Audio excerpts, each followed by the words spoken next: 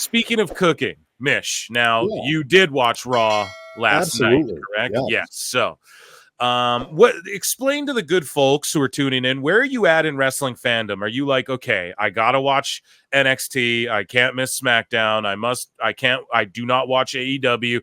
Break everyone down. Like, what is your wrestling viewing routine, or like, what is your can't miss stuff? What is the stuff you will not watch? Well, the will not watch goes to AEW. I pretty much punched out after the whole CM Punk thing at Wembley, the first, obviously, All In, when they had it over there. Not because I'm such a stoic CM Punk fan, but everything since then has been just a train wreck after train wreck, from them showing the footage, all the backstage nonsense. The company really just, I don't like supporting it. I will still watch the PLEs because we have them up in our Discord. Wrestling Soup watches all the events that go on, but for the most part, I'm not really a fan of the regular shows. I don't watch Collision. Actually, AEW used to be fun, man. Like, it was fun watching Dynamite have its own wrestlers. When Collision came on, Collision had its own wrestlers, and it was almost like the fan base was split. There was like Collision fans versus Dynamite fans, and I'm like, wow, this is crazy. This was a lot of fun to watch. And of course, if it's fun in AEW, they got to get rid of it. And that's exactly what happened. And I stopped finding myself enjoying them. And every single time I started watching these shows, I just got more and more upset, and not angry, just upset. Like, it's just another waste of time. But WWE, as far as WWE goes, I will Hulu SmackDown usually a lot of the time. I don't usually watch it live. Friday nights are a busy night in old Mish's personal life, and but I'll Hulu it. Raws I'll watch live. NXTs I'll usually watch in the chat along with a lot of other people and stuff like that. TNA I'll watch on. I subscribe to TNA. I'm trying to get their full package. I'll definitely get their full package with the pay-per-views, but I usually subscribe to the YouTube, so I'll watch the TNA events. But they happen right when we do our show too, so it's always a weird crossover having TNA start right in the middle of Wrestling Soup. But there it is. As far as independent stuff, I will randomly watch stuff. I mean, I will watch everything from classic Japanese wrestling to everything from Hustle and FMW to just random indie promotions that end up on the IWTV, et cetera, et cetera. So yeah, man, it's I'm all over the place. There's nothing really hardcore I'm about. I love WoW. It's another weird one that I like to watch on occasion. I know that they're having a big event coming up with some changes, so I'm looking forward to seeing what Jeannie and the rest of the girls do over in WoW. But yeah, no, for the most part, I'm all over the place. But as far as mandatory watching, Raw, SmackDown, NXT. Those are my mandatories. Yeah, absolutely. So just you E-drone? Pedophile, man. I mean, I've only been watching them since I was 6. So, I mean, I'm 40 years above that. So, yeah, the best guy is Tony Khan. We didn't even have the word drone when I started watching WWE. Come on. Yeah, dude, you're an OG, man. You're way ahead of the curve, bro. Yeah, I'm old. Oh shit. Well, no, man, you're like, dude, I stopped watching AEW around the Punk stuff, and it's like, man, there was still a lot of Klinger honors then, and you were again ahead of the times. But speaking of like WWE and routine appointment watching, Raw as of late, man, has been can't miss TV in my opinion. SmackDown not so much. SmackDown is going through transition though too. Like, I saw a lot of people pooping on them. On them. Yeah, because they had. I know sometimes I do these PG shows, and it's like I have to curb my language. But anyways. So I saw people on the last SmackDown on Fox, and it's like, it's the last one, guys. What did you think they were going to do? Bring out Hulk Hogan? Mm-hmm. Exactly. No, that's the point I've been raising too. It's nuts, man. Like they're switching to USA. So wait till, and even now, like SmackDown's still in a transition period. Once Raw is fully on Netflix, and then SmackDown is the full-blown face of USA, and they don't have literally Raw, SmackDown, and NXT all on USA at the same time. SmackDown will be the face of USA, and you'll see it ramp up again. But for a while there, SmackDown was the hottest show. So now Raw's the hottest show. It's ebbs and flows, guys, Absolutely. And then there's the rumor there that SmackDown will eventually go to the 3-hour deal. I don't know if it's true or not, but I could see it happen. It doesn't seem far-fetched. So I absolutely agree with you. Once everything kind of transitions out by the new year, I think we'll have a better understanding of what levels all of these shows will pertain to in the future. Man, I was saying too, what they could do is like present NXT as this is, because I've been saying for a long time, you need to get NXT off of TV. Like whatever your developmental is should not be on TV. Right. You needed, but maybe now the way they're looking at it is like, well, no, these indies and these other like house shows we're doing that are, I don't know. I don't know what they're thinking, but maybe they're looking as like that's developmental. But I always say you need a developmental territory not on TV, because there's a lot of characters like Tiffany Stratton. She did a lot of some of her best in NXT where we won't ever see that again in the future. You had to be watching NXT. So my whole thing is like, maybe they elevate NXT to like an official third brand, like everybody's been saying, and maybe they just go full on because Dynamite is what is whatever, and maybe they like it is sort of going to be competing with the NXT on the CW. I guess everyone will be comparing the ratings, but maybe we see SmackDown and NXT superstars like switch back and forth more, and then Raw stays like its core Raw Netflix. Do you think TNA has any play in there, because TNA has that deal with Ari Emanuel? They have that deal with TKO or whatever for TV rights. Do I think they what? Sorry. Do you think that there's going to be any crossover with TNA in this discussion? Oh, yes. Yeah. Okay. Oh, dude, TNA. There'll be TNA presence on the CW. Yes, and they'll be like, TNA. Well, that's what TNA's looking at too, dude. They're like, man, so what did you just say? They have some TV rights deal with Ari there's some sort of a deal with Ari Emanuel. Obviously, he runs or owns WWE and UFC, et cetera, et cetera. But I think the network side, I think that it's TKO Holdings, which is one of the sub companies, is the one that has like a TV deal with TNA right now too. Like there's some kind of distribution or a TV deal with them. Yeah, so I believe it has something to do with like Endeavor streaming or something. But listen, Endeavor, yes, it was Endeavor. My bad. You're right. Well, it's all the same. Yeah, I know it's so many names, but yeah.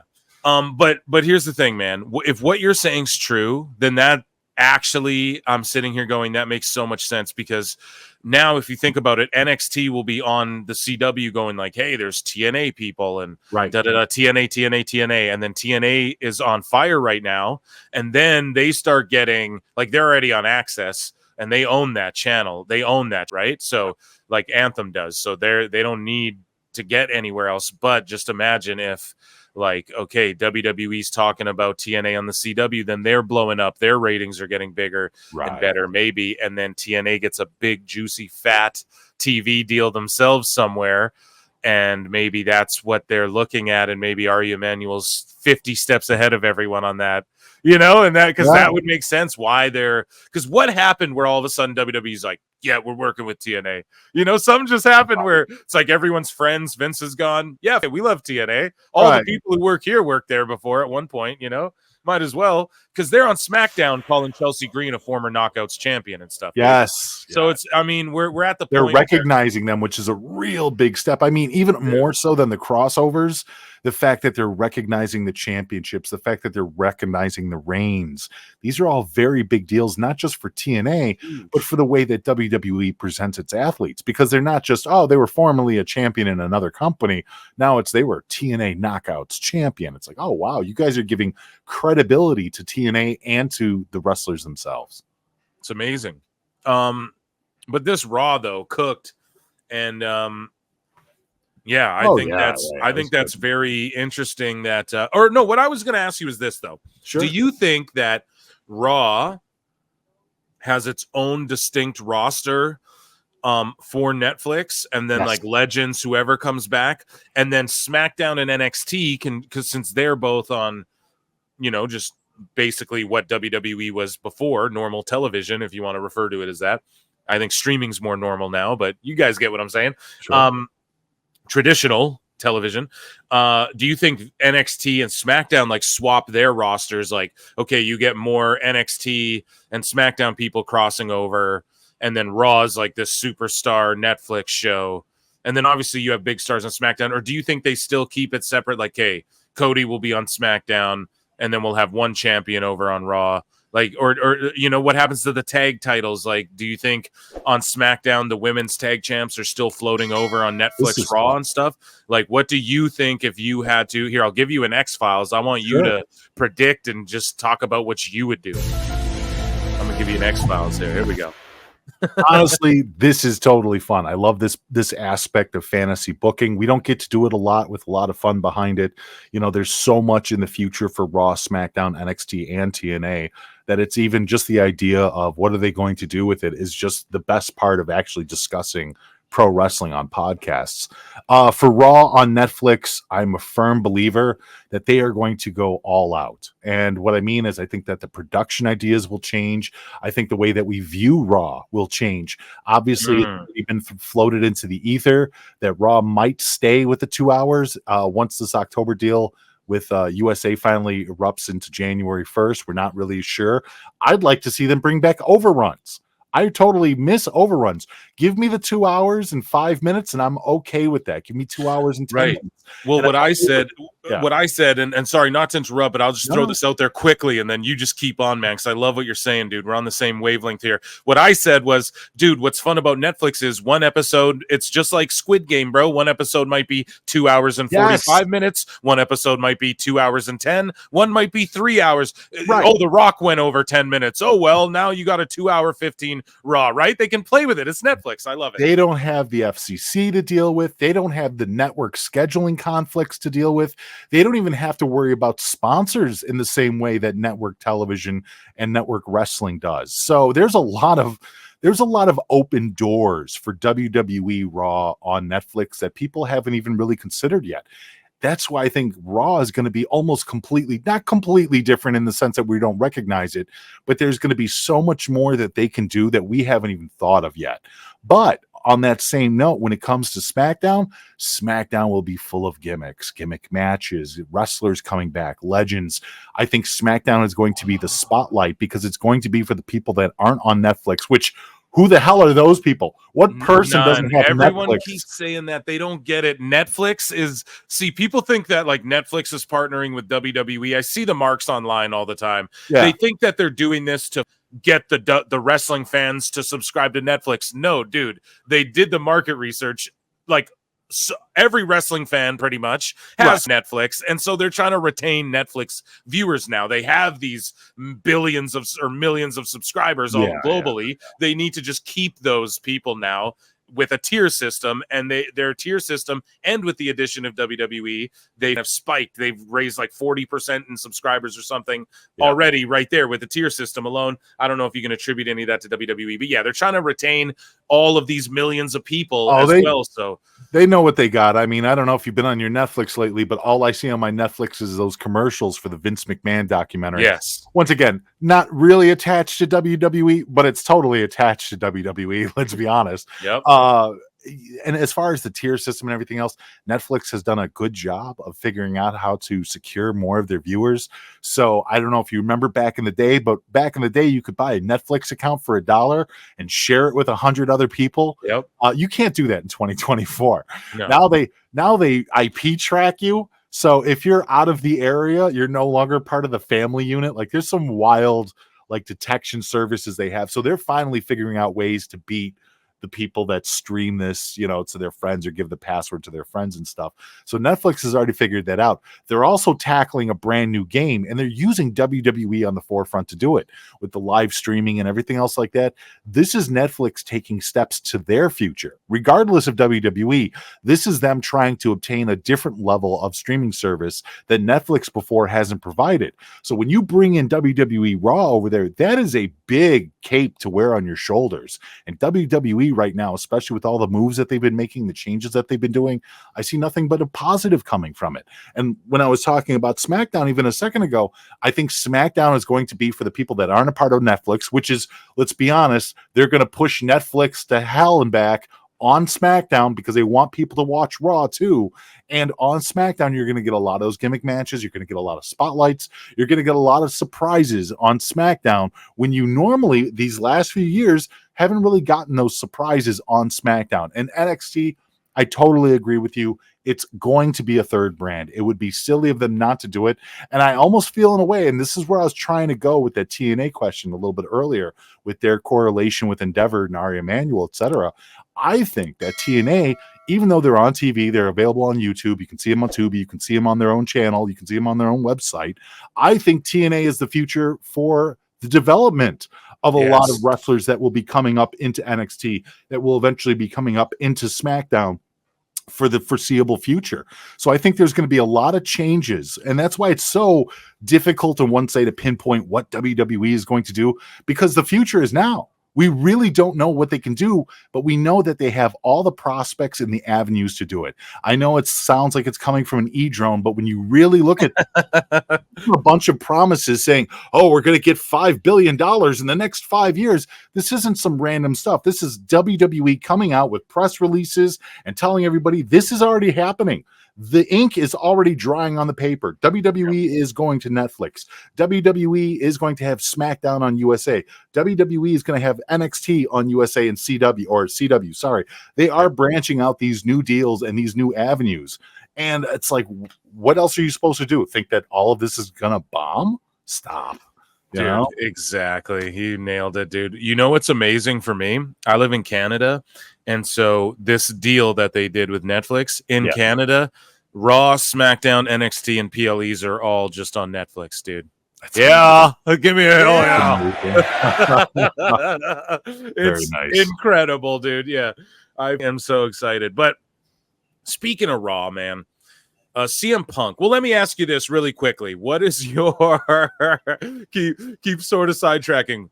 NXT's tonight. To me, appointment viewing, I gotta watch NXT, man. I love it. It's to me one of the best wrestling shows, period. Might be the best ones. Punk's gonna be on tonight to announce something. What do you think it's going to be? And then we'll obviously see Punk's cute mug here. We will review Raw, but what do you think Punk's going to announce on NXT tonight? Man, I really don't know. NXT and Punk don't seem like they go hand in hand. Not that Punk isn't a guy there and help train the younger guys and everything else like that. And we've heard that before, that Punk has gone down to the Performance Center at NXT and stuff.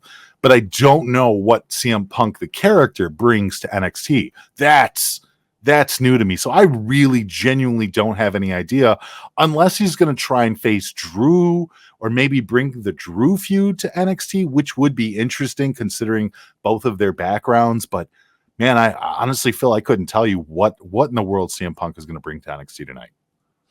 Yeah, maybe he just GTS's someone or something. I was like, you just gotta have him come out and do the Stone Cold thing. Just come out and hit someone with a move and be like, and by the way, I'm gonna I'll wrestle Oba Femi or something. What could he announce? That's what I'm trying to think. Something though, because it's a pretty big deal when you're shoving CM Punk down there. It's not like, hey, Baron Corbin's showing up. You're like, whatever. But CM Punk, I don't know. That's why I'm thinking, does it have something to do with the fact that, hey, SmackDown and NXT are gonna cross over, or maybe he announces yo, TNA versus NXT pay-per-view. I wrestled in TNA a long time ago, and and we're doing Invasion or Worlds Collide, TNA versus NXT or something. It's got to be something like that. I don't know, something to do with the fact, it's just a popper rating, I guess. I don't know. Either that, or I'm thinking, considering it's CM Punk, it might have something to do with Chicago. He is obviously the Chicago icon for a lot of wrestling fans. I wouldn't be surprised if they mentioned something about NXT coming to Chicago, or maybe a special Chicago street fight or something. Do you know what I mean? If it's not going to be CM Punk, the character, then you have to look at what he represents. And being a Chicago guy, that's the only other thing I could possibly think of. So what do you think about Raw sort of okay, people have been taking pictures of WWE's tarped off sections or empty sections, and people saying, oh, the ratings are down, because these Raw ratings have been down, or not even down, but just it is down a bit, but there's lots of sports and stuff going on. And I've said it a million times, AEW fans Most AEW fans don't watch other sports, and they do watch WWE as well. Most WWE fans do watch other sports, and they don't watch AEW. Does that make sense? What I just said? So totally. To me, that's how it is. That's how, and I think that is proven. No, like, well, it's proven exactly in the point where you just said it. WWE is for mainstream audiences. You can find random people on the street that even if they're not watching today, they can spit off something that happened in WWE, and you don't have to go back to Hogan and Andre to get it either. Like, there's a lot of people that watch WWE almost like ebbs and flows. That's a lot of WWE fandom because WWE does appeal to that mainstream audience. They do appeal to those casual fans. And as much as the AEW diehards can make fun of those casual fans bring in money.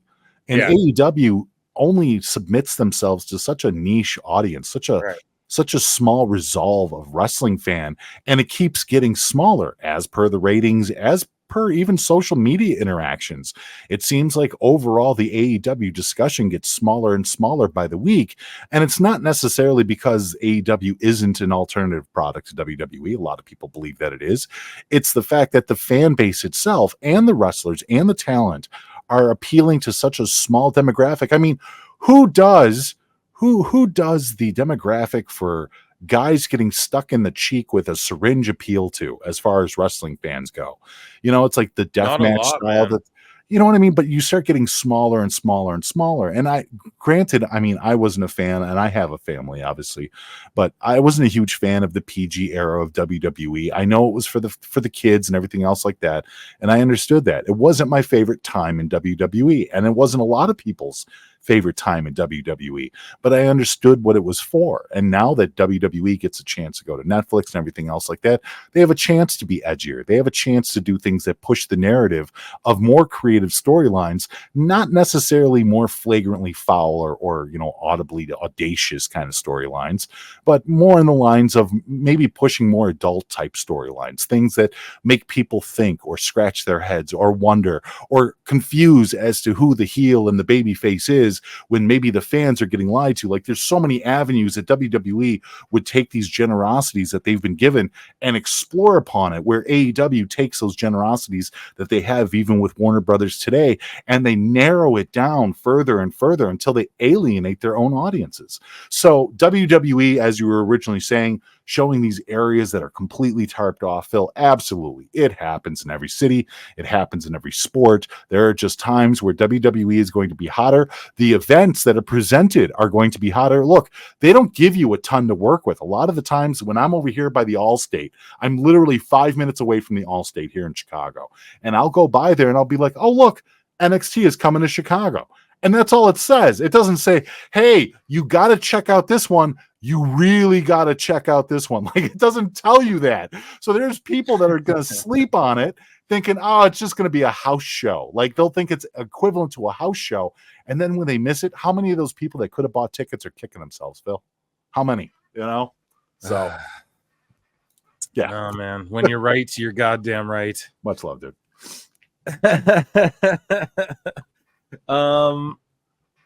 God, so I don't know. You dropped some gems there, and I'm just thinking, like, at what point does I feel like WWE aged up with their audience from the PG era too? Sure. And it's like, at what point though does it become like, oh, WWE's not cool again? I don't know if that, maybe that day never comes. Maybe they figured it out, and everything is ebbs and flows, my dude. Everything is ups and downs. It's just so mainstream again right now. It's so mainstream again right now, and it's just so cool to see that, because like you said, man, like, you could walk down the street and people, I don't know, like, my brother stopped watching wrestling 1 billion years ago, and he sends me all the time now, like, nice. Oh, did you see? Like, he thought that this is how good they've been doing. He thought that when AJ Styles and LA Knight fought each other at WrestleMania last year and were like brawling at the fan thing, he thought it was real. To this day, he's like, yeah, those guys were fighting. Yeah, that's my brother. He's an adult dude. Like, he stopped watching wrestling just so long ago. But it's things like that are making him go, oh, here he sees The Rock, and he's like, damn, like, what's all this The Rock's talking over here? Who's this dude he's whooping? I'm like, that's Dusty Rhodes' kid, man. Come on now. Absolutely. My brother did the same thing. He jumped back in when Cody Rhodes became champion. and started retconning everything that happened with Cody Rhodes since he left AEW. Because once again, just like your brother, they come and they go, and when they come back, they're excited to be here. It seems like there's a lot of WWE fans coming out of the woodwork, like I was saying even earlier. Man. It's just it's that time. They're doing such big changes. Like, how do they not notice? Once again, Netflix. Who the hell doesn't own Netflix in 2024? You know? Bro, and casuals are the lifeblood of every industry. Do you know what I mean? Like, your diehards are your diehards, right? So of course you need to cater to them I don't know. It's hard to explain. It's like well, that's how you can gauge you're doing a good job, Phil, is when you hit an episode and you talk about a topic and you'll get 100,000 views. And then next week you'll just do a regular episode and not taking anything away from the episode, but depending on what you talk about, depends on how many people have viewed. So maybe you only get 20,000 that week. It doesn't mean that you've done a bad job. Right. It just means that, hey, look, what were we talking about when we got 100,000 viewers? Maybe we should talk about that again. You know what I mean? Yeah, exactly. Right. Because so it's every industry is mostly catering to casuals while taking care, let's say, of their hardcores, you know, even everything, movies, McDonald's, comic books, like, well, you know, everything, every industry they do, cell phones, everybody, they're trying to appeal to the masses, but take care of the core people they know are going to be there for them, you know? So I don't know. It just only makes sense.